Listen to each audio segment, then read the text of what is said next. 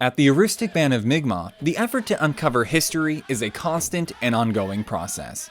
There are still so many things yet to be rediscovered, stories unfinished, history books incomplete. When given the opportunity, Mi'kmaq leadership is right out there in the field alongside professionals, as they help uncover the history under our feet.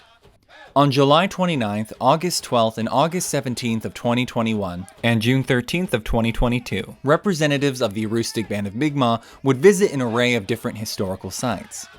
The first site on the 29th was located at the intersection of the Big Black River and the St. John River. Archaeologist David Putnam came across an account concerning an indigenous woman and child having abandoned their village after the arrival of a deadly disease, this site potentially being that village. In the early 1900s, and I'm not sure the date, but it was during the diphtheria epidemic, and on their return back towards Madawaska in the spring, they contracted diphtheria, and the vast majority of them died of the disease, and many of those people were reputed to be buried here at the mouth of the Big Black River, where it flows into the upper St. John.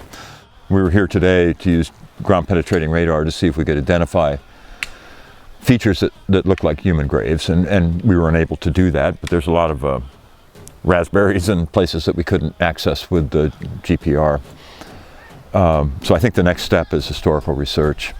This story caught the interest of Mi'kmaq leadership, and they would help organize a visit to the site. One of the individuals brought along was Professor Chen Zeng Wang. Here, he utilized ground-penetrating radar in open areas at the site. What this device allows for is to observe disturbances within the soil, at least a few feet deep within the ground. If there were areas where the ground was disturbed for buildings, pits, and even graves, the device would be able to uncover it. Unfortunately though, with only a small amount of the land cleared, Chen Zeng was only able to look at a very small amount of the overall area. But there is the potential there could be a lot more there, especially in the areas where plants now grow. The only way to know for sure is to utilize more techniques for collecting data in and around the area. The trip on August 12th would involve an invite of tribal representatives to an undisclosed area in the northern Maine woods.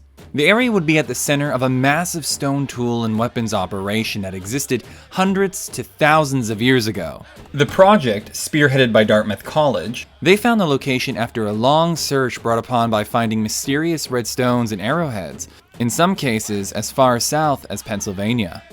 And we pretty quickly realized that that was the signature for these very, very old sites. I expanded the research to areas close by, and after 20 some odd years we had 7 sites, and in each one of those sites were artifacts made out of this brilliant red glossy Munsungan chert, but also some other colors of Munsungan as well. And all of the sites had this exotic chert, and we realized this was one of the signatures for that time period. So when we discovered other sites that happened to have just even the flakes of this exotic material, we were very confident that it would be this very ancient time period. The archaeologists would go on to show representatives some of the areas they found a significant amount of artifacts, notably stone fragments left there by people working on a special type of stone, specifically a type of stone known as chert, and there is an enormous amount of it here. One of the reasons chert is so valuable is its glassy nature. Hitting it just right can allow for fragments to break off in such a precise manner that it can allow for the stones to be worked into very sharp objects. Obsidian can be made sharp for similar reasons. It's glassy. Not only that, but there were other colors available such as black, gray, and so on. The color that people appeared to have had a preference for the most though here was red, showing that the red color was something of importance to the people who worked on these stones. Finally, and one of the most interesting observations about this area is the fact that it was a place of learning. Much like the schools of today, these hills gave people the resources to learn skills they would need to grow and succeed in their world. Numerous artifacts show people were training themselves to make tools and weapons out of the stone here, around the source. People were practicing, which in part was thanks to all of the abundant resources available. During the third visit on August 17th, the archaeologists invited the representatives back once again to show them their findings, this time being accompanied by representatives from other tribes such as the Maliseet. Many of the artifacts were organized, and the sheer quantity of them indicated an extremely high amount of activity and a rich history in the area. At some of the dig sites around the base of the large hills where much of the stone material used to make the artifacts was coming from, the amount of stone fragments put there by people was outstanding. So what we're doing out here is archaeological survey. So we're doing very small test units, 50 by 50 centimeters, so around a foot.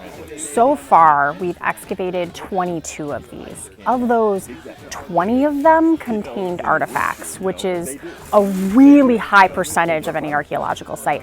Most of the time when you go out, most of what you dig will not have artifacts. So this is a very rich area. Of those units, those 20 that have produced artifacts, we have over 2,000 individual pieces. Most of these are chipping debris. So most of these are the product of making stone tools, but we also have a small number of kind of more exciting finds. So we have 2 scraping tools. These are essentially pieces that clearly have been worked up along the edge to create some sort of a tool that could be used for any number of things, working hides, butchering animals, working wood. Plus we also have a more formal, what we call an end scraper. And this is sort of worked on the bottom bit, and this would have been hafted within maybe a wooden handle or a bone handle, and would be used kind of in a more consistent scraping pattern. And then we have channel flakes.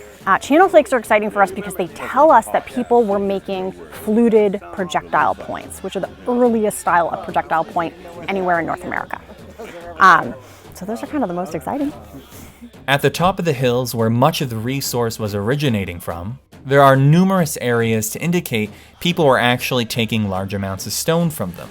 And again, with a preference for red stone. What we're looking at here is a relatively large deposit of chert or cherty tuff. And what makes this rock special here in this specific location is that it is very fine grained and breaks like glass.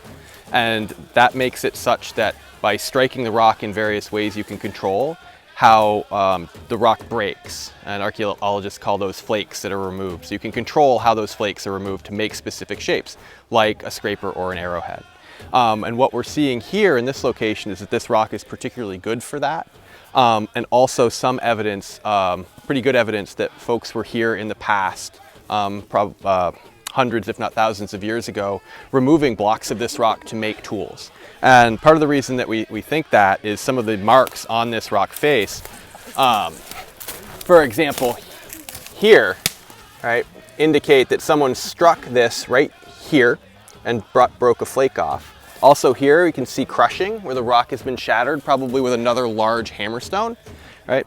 Again, indicating that folks in the past were coming here and trying to break off large pieces of this to make stone tools, which makes this a very, very special spot.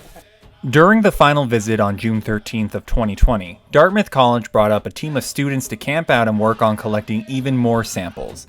Our visit was on the last day of the project after about a week's worth of work. Their findings were even more impressive than last time. So here we are back in the North Main Woods at the site that we were working at last year. And what we've really been trying to do this year is expand on some of the finds from 2021. So in 2021, we laid out a number of shovel test pits, 50 by 50 centimeter squares, and some of them had really large quantities of artifacts in them, a huge number of flakes. One of them had over 1,100 flakes in one 50 by 50 centimeter shovel test. And what we did in a different area of the site this year was open up 1 by 2 meter test blocks to try to gain a better understanding of the spatial patterning of the flakes below ground, to try to understand what may have made that concentration, whether it was actually a product of human activity or whether it was simply a tree tipping over and dropping a large pile of flakes in one spot. So far, it's led up to more questions than answers. The spatial patterns aren't entirely clear. We did find one location with a fairly large stack of flakes that appears as though they may have been placed in the ground or perhaps inside a bag or a basket, although any organic material would have long since rotted away. Another really cool find from this year, also from a shovel test pit, was a small flake of chert that is not from here. So it's really neat to have a piece of raw material that has been brought from far away to a quarry area like this, where there's functionally infinite raw material. But it stands to reason that this would be where people would discard that, right? Where they were able to make new tools and not need the old tools that they had. But what's really cool about that piece, I think, is that our best guess from where it came from right now is from basically the Bay of Fundy from Nova Scotia, which is awesome. And we, not awesome, not because it's unexpected, but it's cool to have that physical evidence of that. Another activity that we've been up to this year is expanding our area of shovel test pits further out into this flat landform where I'm standing now. Although it's hard to tell exactly what you're looking at with all the trees. Nonetheless, from the state available LiDAR, or light detection and ranging, that lets you remove the trees, we're in a big flat spot. And so we've had the students with the Salve Regina Archaeological Field School come up here and do the hard work of actually digging below the surface to see what artifacts might be in this area.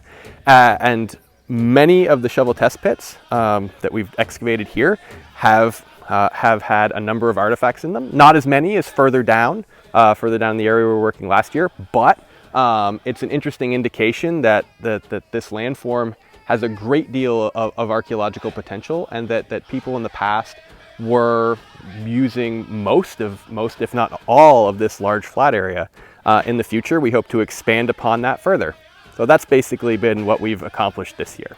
With the site having had so much to offer, with so much history yet to be discovered, the work being done here only further contextualizes the rich history of these lands. And the impact of that is something just about everybody there could feel.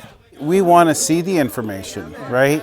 Because this information is part of our story. So we would get to fill in, gaps in our history or what we know for our history. I see it being used as a way to connect with past cultural connections. It's easier to see the sort of long-term history when you can touch the artifacts, the flakes, just everything that our ancestors made in your hands, rather than seeing it on a page or on a movie or any sort of non-tactile medium. To come and to see what they're taking out of these small holes, it's just amazing that, could have been my ancestors that were here, and just to see the work that my ancestors were doing, 500 years ago, 12,000 years ago, it's just amazing.